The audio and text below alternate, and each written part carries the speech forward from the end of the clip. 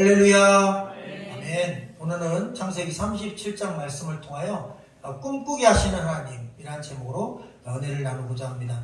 여러분, 창세기는 정확하게 창세기 12장을 중심으로 둘로 나눠져 있습니다. 창세기 1장부터 11장까지는 창조 이야기와 심판 이야기입니다. 그래서 하나님이 세상을 창조한 스토리, 그리고 인간들이 심판받고, 그리고 하나님을 배반한 이야기가 11장까지 나오고, 그 다음 12장에는 아브라함이 등장합니다. 그 아브라함의 등장 이후로 이삭, 야곱, 그리고 마지막에 요셉을 끝으로 이 4명의 이 초대 족장들의 이야기로 창세기는 마감됩니다. 우리가 37장 말씀을 읽었는데 드디어 이 4번째 마지막 족장인 요셉이라고 하는 사람이 이제 역사의 전면에 나오는 그 장이 바로 37장입니다. 여러분, 야곱에게는 12명의 아들과 1명의 딸이 있었습니다. 그런데 이 요셉은 11번째 아들입니다. 그리고 엄마는 라헬이라고 하는 자기 아버지의 2번째 아내의 아들이 되겠는데요. 이 요셉은 어려서부터 별명이 있었어요. 꿈꾸는 사람, 그리고 꿈의 사람, 이런 별명이 있었어요. 꿈쟁이, 그는 꿈을 믿고 또 꿈을 꾸고 꿈을 붙잡고 사는 사람. 참 신기하죠. 현실만 보고 열심히 살아도 인생은 살만합니다. 왜? 현실에 충실하면 결과가 나옵니다. 그런데 꿈은 사실 현실이 아니라 미래를 바라보는 거거든요. 근데 요셉은 그 미래의 꿈을 바라봤어요. 자기가 자면서 꾸었던 2번의 꿈이 자기 미래에 이루어질 걸 소망하고 그 꿈을 붙잡고 이루어지지 않았음에도 불구하고 어떤 역경이 있고 어떤 어려움이 있어도 그걸 붙잡고 갔어요. 잠언서는 이렇게 말합니다. 꿈이 없는 백성은 방자에 행한다. 다시 말하면 망한다고 말씀하셨어요. 왜 꿈이 없으면 사람이 망할까요? 이유가 있습니다. 여러분, 스스로 목숨을 버리는 사람은 그 목숨을 버릴 때 목숨을 버리기 전에 꿈부터 버립니다.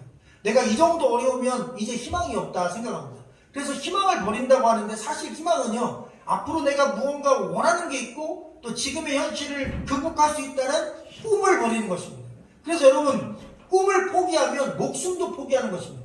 그 목숨을 포기하기 전 단계에 있는 마지막 우리를 지키는 보루가 꿈이라는 것입니다. 꿈은 희망입니다. 꿈은 소망입니다. 그래서 아직 오지 않았지만 현실을 보면 전혀 이루어질 가능성이 없지만 그러나 그럼에도 불구하고 꿈꾸고 있다면 죽지 않는 것입니다. 그래서 이런 말이 있어요. 아무리 어려워도 꿈을 포기하지 않으면 살고 꿈마저 포기하면 죽는다는 거죠. 그래서 여러분, 꿈은 결코 쉬운 게 아닙니다. 가벼운 게 아닙니다. 왜? 꿈이 있으면 살고 없으면 죽는 거예요. 성경이 잠언을 통해 말씀하셨어요. 그래서 우리 마음속에 어떤 환경이 어떤 상황이 주어져도 꿈을 포기하면 안 됩니다. 할렐루야. 개인적으로 목표가 있고 또 희망이 있다면 그 희망과 목표도 포기하지 마시기를 주의 이름으로 축원합니다. 또한 하나님이 말씀을 들으면서 마음에 꿈을 품게 하시는 경우도 있어요. 저는 성경을 읽고 말씀을 공부하고 신학교에도 공부하면서 좋은 신학교를 하나 세워서 섬기면 좋겠다. 주의 종들을 교회에 막 파송하는 이런 일들이 너무나도 귀하게 여겨졌어요. 그리고 또 대학에 있으면서 보니까 학생들을 가르쳐가지고 그 아이들이 변화되고 그들이 또 사회에 나가서 새롭게 좋은 영향 끼치고 사는 모습을 보니 그 또한 너무나 반갑고 귀합니다. 이번 주에 저는 아주 훌륭한 저희 후배 한 분을 만났어요. 예배를 드리는데 이 후배는 학생 때 저희 촛불 조교와 싸움이 나가지고 기분 나쁘다고 촛불 옆에 있는 메인 전원 스위치를 예배 중에 내려버렸어요. 그러니까 우리가 이렇게 주일 예배 드리는데 와가지고 메인 전원을 다 꺼버린 거예요. 그 1000명이 예배 드리고 뭐 교수들, 직원들 다 모여서 예배 드리는 현장에서 학생이 와서요, 불을 꺼버렸어요. 그래서 난장판이 된 겁니다. 저희 촛불 조교들 막 주변 사람들이 가가지고 교직원들이 걔를 막 끄집어내고 걔는 비명 지르고 막 생 난리가 났어요. 예배가 완전히 그날 망친 거죠. 근데 그 친구가 이번 주에 저를 찾아왔어요. 저희 교단에 교회를 개척하겠다고. 46살 된 후배인데 독일에서 성악으로 유학을 갔다 와서 지금 성악가로 활동하고 있고 그 대학에 출강도 하고 있는데 자기 마음속에 나대를 졸업한 다음에 2번의 사건을 만났대요. 그 2번의 사건은 교통사고였는데 그 교통사고는 죽어야 될 정도의 큰 사고였어요. 그런데 첫 번째도 정말 큰 사고인데 살았고, 그러면서 한번 충격을 받은 거예요. 죽음이라는 게 있구나. 내가 함부로 살면 안 되겠구나. 그리고 유학 중에 한 번 또 사고가 났어요. 그러면서 그는 결심했어요. 내가 전문가로서 첫째 꿈은 성악가가 되는 거, 둘째 꿈은 내가 그동안 그렇게 공격적으로 그리고 불편한 마음 가졌던 이 교회하고 예배를 공격했던 그 마음을 내려놓고 유학 중에 만난 하나님을 위해 내가 살아야 되겠다. 그래서 전문적인 일을 하면서 또 교회도 섬길 수 있도록 가정교회를 세우겠다고 그래서 이번에 승인을 해줬습니다. 여러분, 사람이라는 건 수없이 꿈이 바뀌기도 하고 또 그 꿈 과정 가운데 포기하기도 하지만 중요한 것은 끝까지 꿈을 가지고 전진하다 보면 우리의 삶 가운데 위대한 꿈이 이루어지는 날을 보게 됩니다. 꿈은 반드시 역경을 이겨내는 힘이 있다는 사실을 기억하기를 주의 이름으로 축원합니다. 바로 그 꿈의 사람의 이야기입니다. 2절 말씀인데요. 여러분의 음성으로 한번 읽어주시면 고맙겠습니다. 2절 시작. 야곱의 증거는 이러하니라. 요셉이 10세의 소녀로서 그의 형들과 함께 갔을 때 그의 아버지의 아내들 비라와 실바의 아들들과 더불어 함께 있었더니 그가 그들의 잘못을 아버지에게 말하더라. 아멘. 여기 야곱의 족보에 대해서 이야기합니다. 조상이 아브라함이고 그리고 아버지가 이삭이고 그리고 자기 아들이 요셉 그리고 형제들이 11명이 더 있고 딸도 있고 그런 족보를 얘기해요. 근데 이게 왜 중요하냐면 여러분, 아브라함에게 하나님이 나타나셨어요. 그리고 그에게 약속하고 그리고 꿈을 주셨어요. 비전을 주신 거죠. 너의 자손이 별처럼 많아질 거야. 너의 자손이 먼지처럼 많아질 거야. 너를 통해 복이 임할 거야. 너의 자손이 복에 근원될 거야. 근데요, 여러분, 자식은 많이 못 낳았어요. 달랑 1명 낳았어요. 100세 이삭 1명이에요. 그러니 하나님이 말하신 그 꿈, 성경적으로 약속하신 그 꿈이 언제 이루어집니까? 온 인류가 내 자손을 통해 축복받는다는데 하나님 달랑 하나 주시고 그 달랑 하나로 아닙니다. 그 딱 1명이 하나님의 위대한 꿈을 이루는 것입니다. 세상 사람들에게는 겨우 1명이지만 실제로 하나님은 그 1명만으로도 충분한 거예요. 그래서 그 1명이 결혼해서 또 아이를 낳았어요. 2 낳습니다. 그 2배로 부흥한 거죠. 근데 에서와 야곱을 낳은 거예요. 그리고 또 그 에서와 야곱이 결혼해서 아이를 낳았는데 그 중에 믿음을 갖고 있었던 에서는 믿음을 버렸으니까요. 야곱은 또 아이를 낳았는데 야곱이 딱 아이를 낳으면서부터 진짜 하나님 말씀이 이루어지기 시작한 거예요. 자기 부모님들은 하나나 둘 정도 이게 아이들이 잘 이렇게 태어나지 않았는데 자기는 막 그냥 아이들이 많아진 거예요. 그래서 13명이나 낳은 거예요. 그럼 얼마나 크게 부흥한 겁니까? 희망이 보이기 시작한 거예요. 그런데 더 놀라운 사실, 이 13명의 자녀들이 또 자녀를 낳아 70명이 되었고, 그리고 그 70명이 되었을 때 이 요셉의 꿈이 이루어져 가지고 요셉이 에집트의 총리가 된 그 시점에 에집트 들어갈 때 70명이 들어갔는데 그 이후에 400년 뒤에 출애굽할 때 무려 200만 명, 남자만 60만 명이니까 200만 명이나 되는 대민족을 이루었고, 더 놀라운 사실이죠. 그로부터 수천 년 지난 지금 현재 믿음으로, 혈통은 아니지만 영적인 혈통으로 그리스도의 자손된 사람이 70억 인구 중에 20억 명이 그리스도의 자손으로, 크리스찬으로 존재합니다. 여러분, 성경 말씀은 반드시 이루어진다. 그리고 또 하나, 성경 말씀은 역사적인 사실이다. 왜 족보가 나옵니까? 족보는 역사적인 인물이 아니면 족보가 없습니다. 그래서 족보는 현실에 우리가 직접 만날 수 있는 인물들, 혈통들이 족보인 것입니다. 성경은 족보가 쭉 설명이 돼요. 누가 누구를 낳았고 누구를 낳았고 누구를 낳아서 누구를 낳았다. 그 이야기는 역사적인 사건이라는 것입니다. 여러분, 성경은 설화가 아닙니다. 성경은 소설이 아닙니다. 성경은 역사인 것입니다. 그 역사의 한 복판에 하나님이 들어와서 개입한 한 집안 족보의 이야기인 것입니다. 그리고 오늘 1절 말씀 뒷부분에 보면 그가 그들의 잘못을 아버지에게 말하였다라고 되어 있어요. 이걸 직역하면 그리고 그는 그들의 나쁜 문제들을 아버지에게 가져왔다라는 뜻입니다. 나쁜 문제, 도덕적으로 악하고 해로운 문제를 가져왔다. 근데 여기는 그냥 과거형, 종교형으로 되어 있지만 원어에 보면 미래형, 계속형으로 되어 있어요. 그러니까 무슨 얘기냐면 계속 가지고 오고 또 가지고 오고 또 가지고 왔다. 바꿔서 얘기하면요, 요셉의 형들이 계속 악하게, 도덕적으로 악하게, 도덕적으로 악하게, 아버지 볼 때 악하게, 해롭게, 그렇게 계속 나쁘게 살았다는 것입니다. 다시 말하면 요셉 빼고 형들은 전부 다 10명 다 악인들이었다는 것입니다. 여러분, 이렇게 쉬지 않고 악을 행했다면 요셉의 형들은 크리스찬이었을까요? 요셉의 형들은 하나님을 믿는 자였을까요? 아닙니다. 아버지 따라 성전에 갈 수 있고 아버지 따라 제사를 지낼 수 있고 하나님을 섬길 수 있지만 그들의 마음에는 하나님이 없었던 것입니다. 그러니 마음껏 죄짓고 산 거예요. 그러나 요셉은 달랐어요. 왜요? 그는 진짜 믿음의 사람이었어요. 여러분, 진짜 믿음이 있으면 마음껏 죄짓고 살 수가 없는 거예요. 왜? 괴로워서요. 그런데 형들은 괴로워한 흔적이 하나도 없어요. 자기 동생을 팔거나 죽이려고 할 때도, 야, 꿈꾸는 자가 오는도다, 저 동생을 한번 죽여보자, 그 꿈이 이루어지나 보자 라고 하며 자기 동생을 존속살해할 마음을 갖고도 조금도 양심의 가책을 안 느껴요. 그것뿐만 아닙니다. 자기 그 자매가 육체적으로 해를 입었다고 해서 자기 자매, 자기 가족에 해를 끼친 다른 집안 사람들을 모두 다 몰살시키고 집단살인을 했습니다. 그럼에도 불구하고 그들은 양심의 가책이 전혀 없었습니다. 그들은 악인들이었습니다. 누가 봐도 이들을 통해서 하나님의 큰 역사가 이루어지기는 불가능했습니다. 여러분, 우리가 성경에서 이스라엘에 12족속이 있었다, 그리고 그 12족속을 통해 예수님이 태어나셨고 또 그 12족속이 믿음의 조상들이다 이렇게 얘기하지만, 여러분, 그 12족속의 조상인 이 요셉의 형들은 단 한 명도 선한 자가 없습니다. 다 악합니다. 아무리 봐도 믿음의 조상이 될 수도 없고 어떻게 그들을 통해 우리가 복을 받을 수 있겠나? 복된 사람들이 아닙니다. 불가능합니다. 근데 놀라운 사실이죠. 그 불가능한 일을 하나님이 하셨어요. 어떻게 하셨습니까? 여러분, 딱 한 사람 요셉을 통하여 그 10사람을 변화시킨 것입니다. 할렐루야. 참 놀라운 사실이에요. 야, 저 인간이 변해? 저 형은 형님은 안 변해. 절대로 저 인간은 변할 인간이 아니야. 근데 하나님이 개입하시니까 그 인간이 변했다는 것입니다. 믿음의 조상이에요. 살인자가 믿음의 조상이 됐어요. 강간범이 믿음의 조상이 됐어요. 악인이 자기 존속살에 자기 동생을 죽이려고 했던 형들이 전부 다 회개하고 무릎 꿇고 자기 동생의 꿈처럼 엎드려서 잘못했다고 용서해달라고 용서를 구하고 용서받은 다음에 그들이 변하여 새 사람이 되었다는 것입니다. 두렵고 떨림으로 하나님을 믿는 믿음까지 갖게 된 거죠. 누구를 통해서? 요셉을 통해서.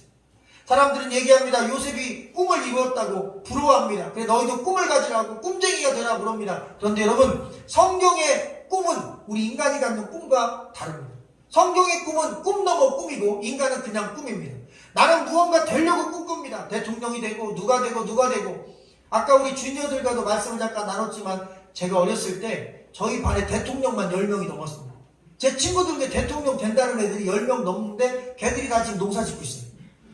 아니, 정계에 나간 애가 한 명도 없어요. 제일 잘 된 애가 지금 변호사 된 애가 한 명 있어요. 유독 걔는 공부에 미쳐 있었는데 걔는 어려서부터 말을 잘하고 응변을 잘해서 그런 변호사나 검사 되는 거, 판검사 되는 게 꿈이었는데 성균관대 법대 가서 변호사 됐다고 연락이 왔어요. 그래서 제가 화분 들고 가서 축하해줬어요. 벌써 한 15년 전인가 봐요. 지금도 잘하고 있습니다. 그런데 그 외에 대통령 된다는 애들은 전부 다 농사 짓거나 아니면 자영업을 하고 있어요. 야, 대통령 된다면 옛날 얘기지 뭐. 다 기억도 못하는 거예요. 어렸을 때는 전부 다 대통령, 전부 다 의사, 전부 다 특별히 사랑받은 직업이 선생님. 선생님은 부모님들이 심어준 거예요. 왜? 선생님 되는 게 그렇게 부모님은 좋았어요. 선생님 되라고. 그럼 선생님 되는 거, 그런 몇 가지 직업으로 다 통일되어 있었습니다. 그런데 여러분, 중요한 게 있어요. 성경은 무언가 되는 게 진정한 꿈이 아닌 것입니다. 요셉이 총리 되는 게 진정한 꿈이었다면, 총리 돼서 잘 먹고 잘 살고 그 파워를 가지고 자기 형들을 잡아쳐놨으면 돼. 왜? 나를 죽이려고 한 인신매매를 범들이니까 법적으로 자기 형들을 처벌해도 문제가 안 돼요. 팔아먹었잖아. 인신매매를 했어요.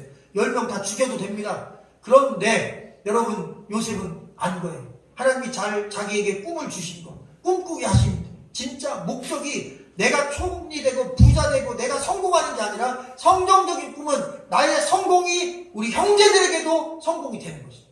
나의 성공이 우리 형제들을 품는 것입니다. 그래서 내가 잘 돼서 나에게 피해를 준 사람까지 끌어안을 수 있는 것, 그게 진짜 성공이라는 거예요. 할렐루야. 그러니까 참 놀랍죠? 요셉이 성공했습니다. 꿈이 이루어졌어요. 파워가 생겼어요. 형들을 죽였어요. 그러면 요셉의 성공은 반쪽짜리도 아니고 비극입니다. 성공 안 했으면 더 나았어요. 그런데 요셉이 성공했어요. 꿈이 이루어졌어요. 형제들을 다 용서했어요. 그리고 그 형제들이 다 하나님께 돌아오게 만들었어요. 그리고 그들도 믿음의 조상이 되었어요. 할렐루야. 그래서 온 가족을 살린 것입니다. 오히려 민족을 살린 것입니다. 그래서 꿈 넘어 꿈인 것입니다. 꿈속에 또 꿈이 있었던 거예요. 요셉은 환경을 탓하지 않았고 자신을 미워했던 사람들 탓도 하지 않았어요. 하나님을 원망하지 않았고 조상 탓도 하지 않았어요. 최악의 상황을 최선의 축복으로 바꿨어요. 불같은 유혹 속에도 순결을 지켰으며 기가 막힌 절망 속에서도 꿈을 포기하지 않은 사람, 아무리 어려워도 꿈을 포기하지 않으면 반드시 산다는 믿음으로 살아왔습니다. 자, 그 이야기가 3절 4절에 이어지는데요. 요셉이 노년에 얻은 아들이라고 했는데요. 성경에 보니까 계산해 보면 요셉이 91세에 야곱이 91세에 요셉을 낳은 겁니다. 그러니까 사실 노년도 보통 노년이 아니죠.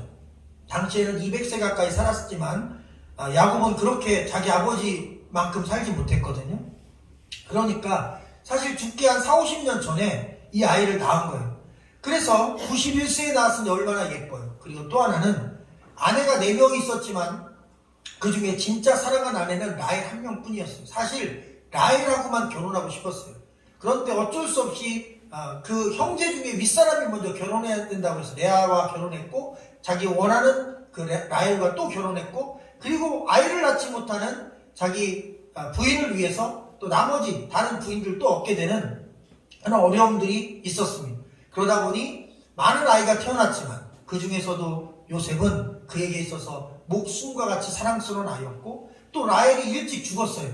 둘째 아이를 낳다가 죽었기 때문에 엄마가 없는 그 아이가 너무나 불쌍한 거예요. 그래서 너무너무 사랑했습니다. 어디에서 찾을 수 있냐면 채색옷이라는 것을 보면, 이 옷은 비싼 옷감이기도 하지만 사실 손바닥을 덮다, 발바닥을 덮다라는 원어의 뜻이 있어요. 다시 말하면 요셉이 입은 옷은요, 이 손바닥을 덮을 정도로 옷술이 긴 거예요. 발바닥이 끌릴 만큼 긴 거예요. 자, 이게 왜 중요하냐면 다른 형제들은 짧은 옷을 입었습니다. 그 당시 노동자들은 일하는데 불편하지 않게 하기 위하여 팔도 소매가 짧은 거, 그리고 이 바지 치마도 좀 짧은 거, 남자도 바지 치마를 입었으니까 그래서 노동하는데 최적화된 옷을 입었고, 그 다음 주인이나 부자나 족장이나 왕이나 귀한 어떤 사람들은 전부 다 옷술이 길고 그리고 끌고 다녔어요. 왜? 일을 안 하니까요. 근데 아들들 중에 유일하게 이 요셉만이 그렇게 긴 옷을 입었다는, 이 채색 옷은 긴 옷을 얘기합니다. 다시 말하면 일을 시키지 않았다는 것입니다. 그리고 나머지 형들은 밭에 내보냈어요. 그리고 이 아들은 일을 시키지 않고 곁에 두고 잘 돌봐주고 잘 먹였어요. 형들이 볼 때는 참 많이 꼽고 너무나 참 그렇죠. 이거 너무 편애하는 거 아닌가, 편애를 했어요. 그런데 요셉의 입장에서는 사랑을 듬뿍 받았습니다. 정말 많이 받았어요. 왜 요셉이 인격이 삐뚤어지지 않았을까? 엄마 없죠? 그리고 배다른 형제들과 같이 살면서 형들에게 미움을 많이 받았죠? 그런 막 수많은 상처들이 자기에게 있을 텐데 왜 그 상처가 다른 사람에게 공격적으로 나타나지 않고 자기를 인신매매한 형들조차 품을 수 있었을까? 심리적으로 보면 여러분, 이 요셉은 상처가 없어서가 아니라 그 상처를 이길 만큼 큰 사랑을 받았던 거예요. 여러분, 그래서 중요한 것입니다. 아무리 환경이 안 좋고 집안이 안 좋고 그리고 재정이 안 좋고 뭐 어떤 안 좋은 환경이 있어도 딱 한 사람만 나를 목숨 걸고 사랑해주면 그 어려움을 이길 수 있다는 것입니다. 부부가 뭐 어려움을 당하죠. 그러나 부부간에도 그냥 목숨 걸고 살아가면 여러분 그 위기들, 경제적인 위기, 또 가족의 위기, 환경의 위기 다 이길 수 있어요. 그런데 사랑을 놓치면 여러분 위기가 없어도 경제적으로 풍요로워도 가정은 깨집니다. 그리고 관계도 깨집니다. 중요한 건 사랑이었던 거예요. 누가요? 아버지가 아들을 끔찍하게 사랑해줬어요. 적어도 요셉은 이런 마음이 있었습니다. 우리 아버지는 나를 사랑한다. 나는 사랑을 받고 있다. 라는 아주 지극한 마음을 갖고 있어요. 최근에 교보문고에 가서 자녀 교육에 대한 유명한 베스트셀러로 해서 책을 한권 봤는데 거기에 인상적인 게 20초 허그법이라는 방법으로 요새 강의를 하고 다니는 이런 작가가 있으시더라고요. 그래서 그 20초 허그법이 뭔가 했더니 아이들을 엄마 아빠가 20초 동안 안아주래요. 저도 우리 막내를 많이 안아주는데 잘해야 2초? 굿모닝 하면 이렇게 뽀하고 이렇게 안아주고 요새 조금 진하게 안아줘요. 힘들어하긴 하지만 20초랑 20초 동안 안아야 된다고 일주일 전부터 좀 세게 안아주고 있습니다. 20초 안아주면서 뭐라고 하냐면 단순히 칭찬만 하지 말고 인정해 주라는 거예요. 칭찬과 인정이 사실 거의 비슷한 말이긴 한데 그냥 잘한다 이거보다 인정해 주는 거예요. 너 이거 참 잘했다. 그러니까 그가 한 일을 인정해 주고 너 때문에 아빠가 행복하다. 그 존재를 인정해 주고 사람은 인정받으면 행복을 느끼고 인정받으면 상처가 치유되고 인정받으면 여러분 그 인격이 풍성하게 자랄 수 있다는 거예요. 그 20초 동안 따뜻하게 허그해주고 스킨십 해주면 그 사랑이 전달된다는 거죠. 한 20초 정도 진하게 자녀를 안아줘요. 여러분 틀린 게 아닌 것 같아요. 그렇게 이 야곱은 자기 아들 요셉을 뜨겁게 사랑했어요. 뜨겁게 인정해줬어요. 그리고 그 사랑은 그에게 편애였지만 다른 형제들에 비해 그러나 충분히 사랑받고 있어서 그는 하나님의 은혜로 그 모든 상처를 이길 수 있었습니다. 여러분 성경은 원래 편애의 역사입니다. 강자보다 약자를 사랑하고 건강한 자보다 병든 자 사랑하고 상처 없는 자고 상처 있는 자 사랑해요. 그래서 상처 없는 자는 상처 있는 자를 너무 사랑하는 하나님 때문에 편애한다고 생각하지만 사실 그건 편애가 아니죠. 여러분 웅덩이가 있으면 거기에 물이 차는 것입니다. 평지에 물이 차는 게 아닙니다. 상처 있으니까 더 관심 갖는 거예요. 아픔이 있으니까 더 만져주는 거예요. 그리고 병이 있으니까 더 뜨겁게 그를 안아주는 것입니다. 하나님은 낮은 곳으로 그 사람을 흘려보내는 것입니다. 할렐루야. 복음은 원래 그런 것입니다. 죄인을 사랑하시는 주님이 우리 죄인을 위해서 이 땅을 위해서 십자가에 죽으셨고 그 죄인을 사랑하는 주님 때문에 우리가 구원을 얻게 되었음을 믿으시기를 주의 이름으로 간절히 축원합니다. 5절, 6절, 7절 같이 읽어볼까요? 시작. 요셉이 꿈을 꾸고 자기 형들에게 말하며 더욱 미워하였더라. 요셉이 그들에게 이르되 청하건대 내가 꾼 꿈을 들으시오. 우리가 밭에서 곡식단을 묶더니 내 단은 일어서고 당신들의 단은 내 단을 둘러서서 절하더이다. 아멘. 그가 첫 번째 꿈을 꾸었는데 그 꿈을 형들에게 말했다고 했습니다. 여러분 꿈이 있으면 자꾸 선포하는 것입니다. 꿈이 있으면 자꾸 말하는 것입니다. 다른 사람과도 내 꿈을 자꾸 논하고 이야기하면 그 꿈을 얘기하다가 결국 그 꿈이 내 삶 가운데 이루어지는 날을 보게 됩니다. 여러분 1908년에 몽고메리라고 하는 캐나다 소설가가 아주 유명한 책을 썼어요.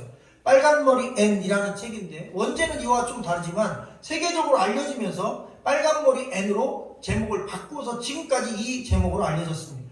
많은 애니메이션이나 영화나 아니면 수많은 에세이로도 이 책이 퍼져나가게 됐어요. 그래서 오죽하면 빨간머리 앤 명언집이라는 것도 나올 정도로 그 안에 들어있는 그 표현들이 너무나 주옥 같은 말들이 이 앤의 대사 가운데 많습니다. 그 가운데 꿈에 대한 이야기 중에 나에게는 꿈이 있어요 라고 자기 꿈을 막 사람들이 얘기하기 다녀요.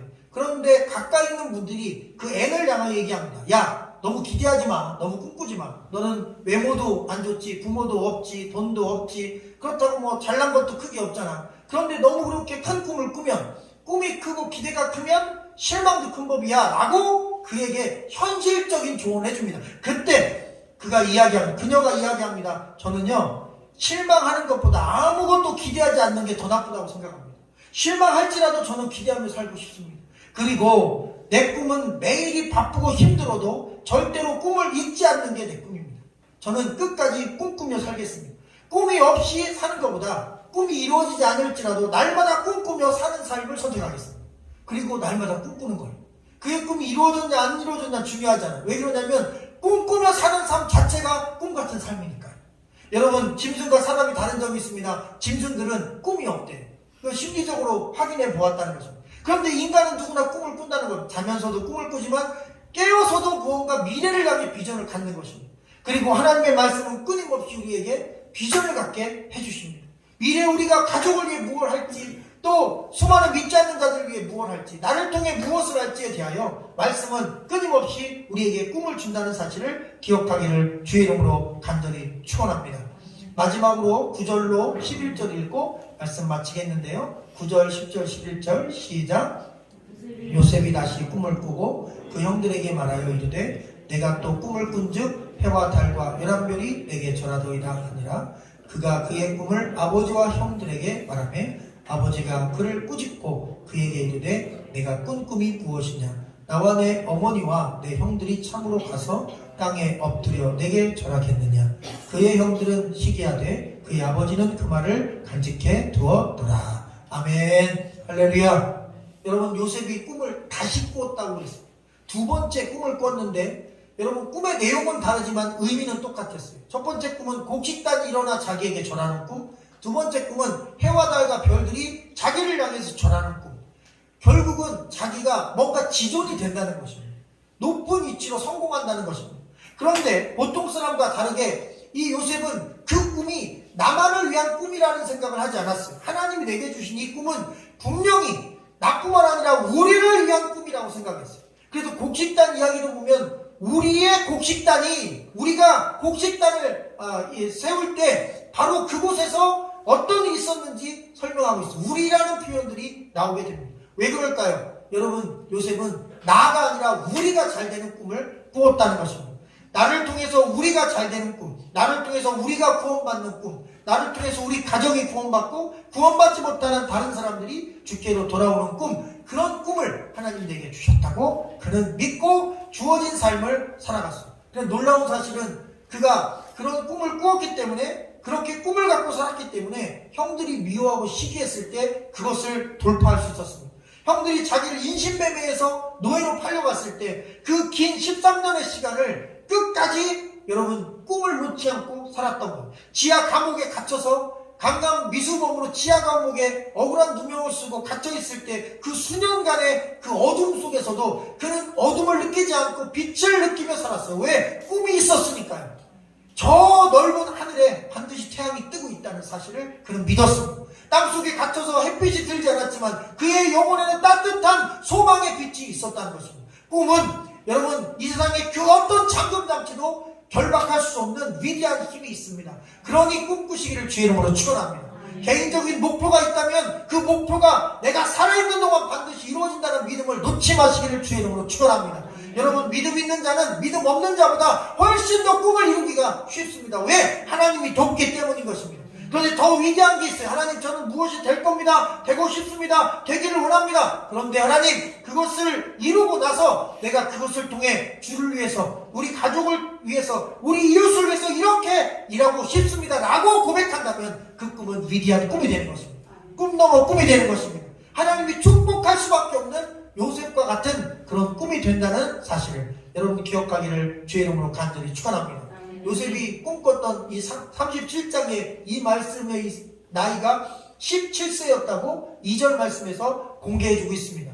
그런데 여러분 성경 말씀에 보면 수많은 꿈을 꾼 사람들이 많아요. 하나님께서 꿈을 준 사람들이 많아요. 그런데 17살짜리만 꿈꾼 게 아닙니다. 할아버지도 꿈꿨고 젊은이도 꿈꿨고 노년도 꿈꿨고 가난한 자도 꿈꿨고 왕도 꿈꿨고 여러분 수많은 사람들이 꿈을 꾸는 모습을 성경을 통해 보게 됩니다. 그 나이 연령 상관없어요. 난 나이가 많은데 무슨 꿈이 있어? 아니요. 가족 구원의 꿈은 살아있는 동안 계속 꾸면 됩니다. 하나님이 주신 꿈은 기도하면서 얼마든지 꾸며 기도할 수 있는 거예요. 나이 같은 거 다 버리세요. 항상 나는 오늘이 가장 내 남은 삶 중에 가장 청춘이다. 그 말이 맞는 말입니다. 내게 남은 삶 중에 오늘이 가장 청춘이에요. 할렐루야. 오늘이 제일 젊은 날입니다. 아멘. 그러니 꿈꾸세요. 나는 내 날에 가장 젊은 날을 지금 맞이하고 오늘 살고 있는 겁니다. 그러니 꿈꾸시기를 주의 이름으로 간절히 축원합니다. 예수님이 제자들에게 꿈을 주신 겁니다. 제자들을 부를 때 내가 너로 사람 낚는 어부가 되게 하리라. 예수님, 저 베드로인데요. 물고기 낚는데요. 내가 너를 사람 낚는 어부 만들겠다.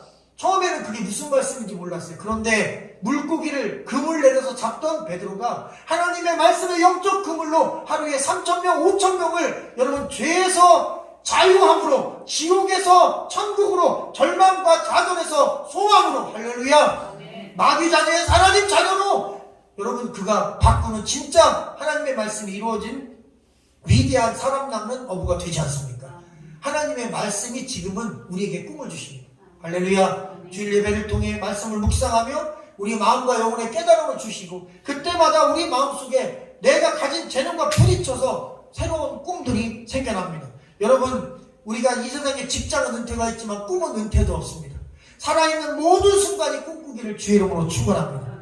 그래서 우리를 통해 모든 족속이 다 하나님의 은혜를 경험하고 천국을 맛보고 하나님의 사랑을 맛보고 여러분 야곱이 요셉을 아꼈던 것은 다른 모든 형제들을 미워해서가 아닙니다. 어느 성경에도 아버지 야곱이 나머지 형들을 미워했다는 말씀이 없어요. 형들이 오해한 겁니다. 왜? 요셉만 엄마가 없어요. 나머지 형들은 나이도 많고 이미 장자가 됐고 자기 가족도 이루었고 자녀도 있고 부인도 있고 다 있어요. 근데 요셉만 아직 애기고 어리고 중학생이고 그리고 엄마가 없어요. 그러니 얼마나 불쌍합니까? 그러니 더 사랑한 거예요. 그런데 다른 형제들은 그것을 오해한 것이었습니다. 여러분, 하나님은 더 사랑한다고 해서 나머지 사람들을 미워하는 게 아니라 사랑하는데 약한 자를 더 아껴주신 것입니다. 할렐루야. 오해가 없기를 주의 이름으로 간절히 축원합니다.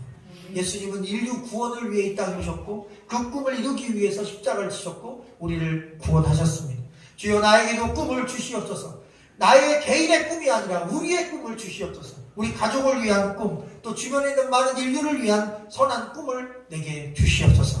이 시간 우리 같이 기도하는 시간을 갖고자 합니다.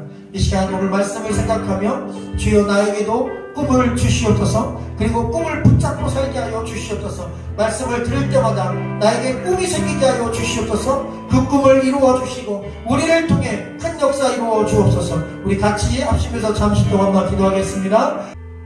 생명의 주님 감사합니다. 꿈꾸라 하신 주의 말씀에 아버지 하나님 희망을 겁니다. 우리는 여러가지 환경 속에서 절망합니다. 그리고 좌절합니다. 나에게 꿈이 있었던 것도 잃어버리고 살아갑니다. 그러나 주님 꿈꾸라 하십니다. 꿈꾸는 자가 되라 하십니다. 전능하신 주님, 요셉은 구약 성경에 나오는 인물로 끝난 것이 아닙니다.